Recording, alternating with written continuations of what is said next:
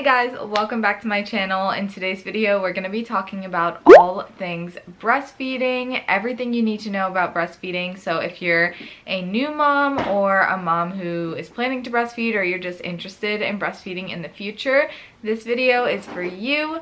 I have a lot to talk about, so I'm kind of just gonna hop into it, but I hope you guys enjoy this video. If you do and you want to see more videos like this, make sure to give this video a thumbs up and don't forget to subscribe.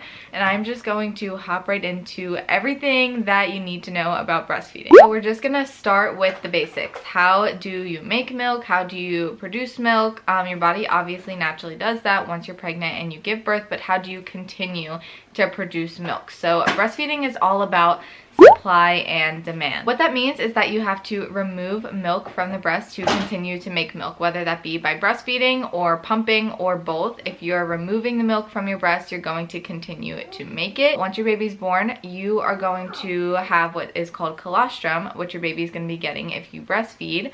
And then within the next couple of days, your actual milk will come in. If you don't breastfeed your baby within those first couple of days, your milk is going to dry up, which can be slightly painful. But if you do breastfeed, the more that you breastfeed, the more milk your body's going to make, and it will kind of adjust and regulate to your baby's feeding schedule, which is something that I'll talk about later. But breastfeeding is all about removal, so you need to be removing milk from your boobs or breastfeeding every couple of hours. With a newborn, it could mean up to like 10 plus times a day, which is absolutely normal. How do you know if the baby is removing the milk from your breasts? For one, your breasts are going to feel more empty. You want to make sure that you're emptying out your boobs and they're not feeling heavy or full. And you also want to make sure that your baby does have a proper latch, otherwise the milk is not going to be expressed properly to them. So how do you know if you have a proper latch? This is something that a lot of women actually struggle with, but there's a few ways to tell. I would recommend talking to a lactation consultant and they will help you make sure that you have a proper latch. But a few things to look for: make sure your entire nipple is inside of your baby's mouth. You don't want to be seeing any part of your nipple. Make sure you don't hear like a clicking sound, like your baby's tongue clicking. That will mean that you have an improper latch usually. And also, when you remove your nipple from your baby's mouth, you want to make sure that your nipple isn't like slanted and it's like straight out. You'll be able to tell that once you remove their mouth from your breast. So just look for those couple of things. Like I said, make sure you talk to a lactation consultant because they'll be able to tell you best and they'll be able to actually see it. But those are the first few things to look for, and you want to make sure that you have a proper latch so that you are producing enough milk for your baby. Another thing you want to look for while you're breastfeeding is your letdown. A letdown is basically when the milk comes out of your breast, which may not happen for the first couple of minutes of breastfeeding. For those first couple of seconds, it may be 30 seconds to a minute, your baby is sucking a lot faster, and you'll be able to see, and that is just their way of getting the milk to come out of your boob. After those first couple of seconds, you'll notice that your baby's mouth kind of slows down. That means that your letdown is happening. So your letdown, you should be able to feel it. In the beginning, I honestly couldn't feel it because I didn't know what to look for, but your boob will get a bit harder and you'll be able to feel the milk coming out of your breast. And that is like when the most milk is coming out. That's when your baby's getting the milk, and that is when all of the milk is releasing from your breast. I'll talk to you about a couple of ways later to make sure that you're like properly expressing, but you want to look for that letdown, and you may have a couple of letdowns during a session. You may have 1 to 2 letdowns during a feeding session. You just want to make sure that you're looking and that you are having a letdown, and that way you'll know that the milk is coming out, your baby's getting that milk, and you want them to completely empty out and let that letdown finish. Another thing I want to touch on is actually how long babies feed for. Like I said in the beginning, they could be nursing 10 plus times a day, but that also means that you could be nursing for up to like 40 minutes in the beginning each nursing session. And when you're counting nursing sessions, you want to count from the time that they start nursing, not the time that they finish. So if they start nursing at 2 o'clock and they don't finish until 2:20, then you would count from 2 o'clock to 4 o'clock, and that would be 2 hours. You don't want to count when they finish, which is something that I didn't know in the beginning. In the beginning, it is very normal for your baby to nurse for up to 40 minutes, so you may feel like you are just stuck to the couch or stuck to the bed nursing all day long. Babies also comfort nurse, so if they're nursing more than 10 times a day, that is also normal. And if they're nursing like that really fast way, like I said, they're just sucking and basically using you like they would use a pacifier, which is okay. Don't feel like your baby needs to take a pacifier. If you want to give a pacifier, that's fine. My baby didn't take to a pacifier, neither of them did. Babies like to comfort nurse. So like I said, in the beginning, for the first 6 weeks to even 2 months, you may just be kind of stuck to the couch nursing all day long. Your baby is learning how to comfort nurse. They're learning how to regulate your body's learning how to regulate your milk. There's a lot of things that go on with it. Eventually it will become easier. You won't be stuck to a couch all day. I am currently 6 months, almost 7 months postpartum and still exclusively breastfeeding. We're at a point now where she just nurses for about 5 to 10 minutes and then she hops off, and then I have the rest of the day, and she only nurses about 6 times a day, which is really nice. So in the beginning, even though it's a bit more complicated, it is a lot more work, just know that it doesn't last forever. You just have to get through this first couple of months. Okay, something else that I want to get into is low supply. I actually suffered with low supply both times. Luckily I got my supply back up this time, but something that you may experience is not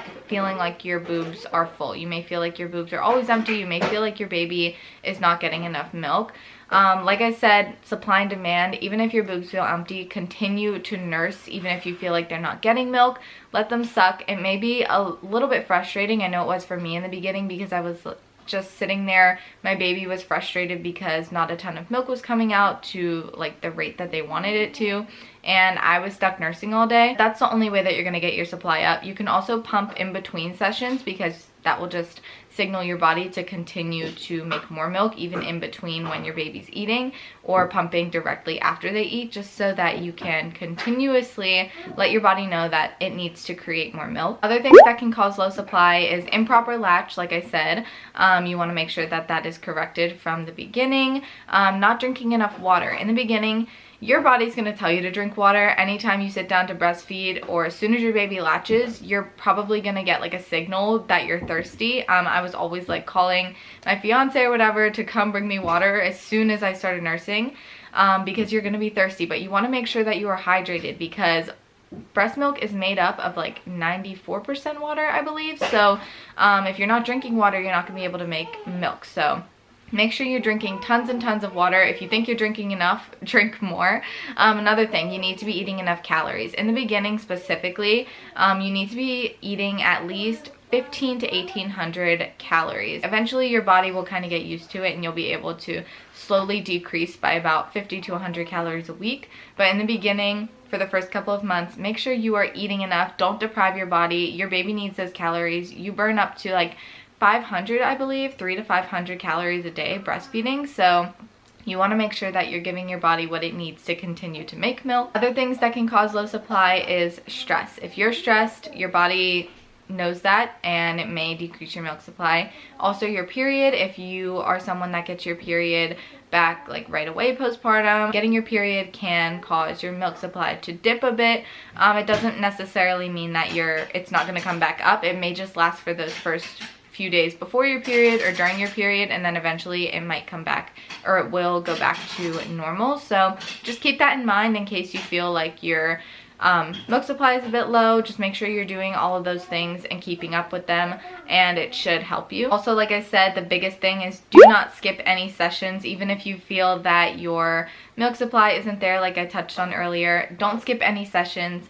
You want to keep that supply and demand up. I know I keep saying that throughout this video, but that is the biggest thing. Remove the milk, more milk is made. The same thing goes for oversupply. Some women naturally have an oversupply of milk. It's not anything that they specifically do, but if you do have an oversupply of milk, there are a couple things you can do to help it. Again, do not skip any sessions. You want to make sure you're emptying the breast, because otherwise you're going to cause engorgement. But you don't want to skip out on any sessions as well. You want to make sure that you're completely removing all the milk from your breast, because that will relieve some pain for you if you are experiencing engorgement. So make sure you are still emptying your breast. Something else you can do that will help is massaging the breast while you're breastfeeding. You want to do it in a downwards motion. So say your baby's head is here, boob in the mouth.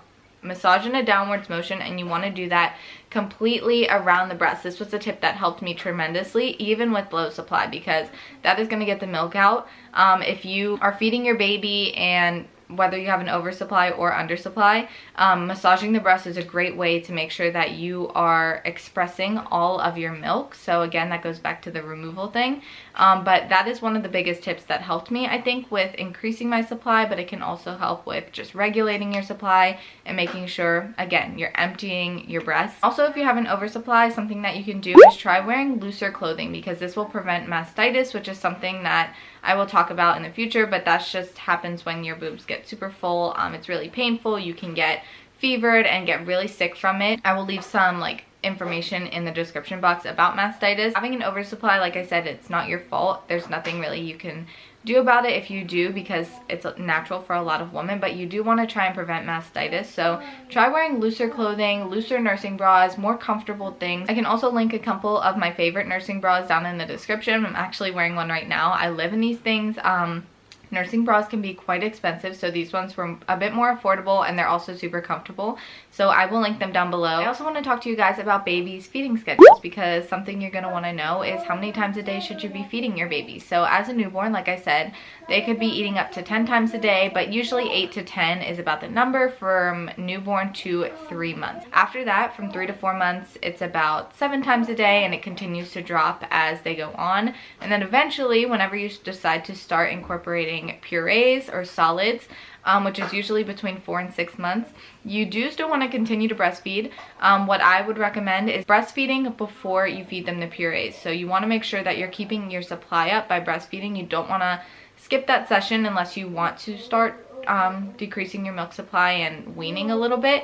Otherwise, I would recommend, what I do is in the morning when we wake up, I feed, and then I will feed puree, and then same before lunch and same before dinner. Make sure you're nursing, then feeding purees, and that way your milk supply should stay up. Otherwise, if you're not doing that, it will slightly decrease, and if that's something you want, like I said, you can go ahead and do that, but just keep that in mind whenever you are introducing purees. But like I said, from there on, it kind of decreases every like 2 months or so by 1, and then by the time they're a year old, you probably will only be feeding once or twice a day, whether it's before a nap and before bed, or just before bed, or something like that. How I kept track of my baby's feeding schedule, I don't do it anymore because it's kind of a bit more regulated and I just know what to do. But in the beginning, I would recommend keeping track, just so you know that they are having enough feeding sessions.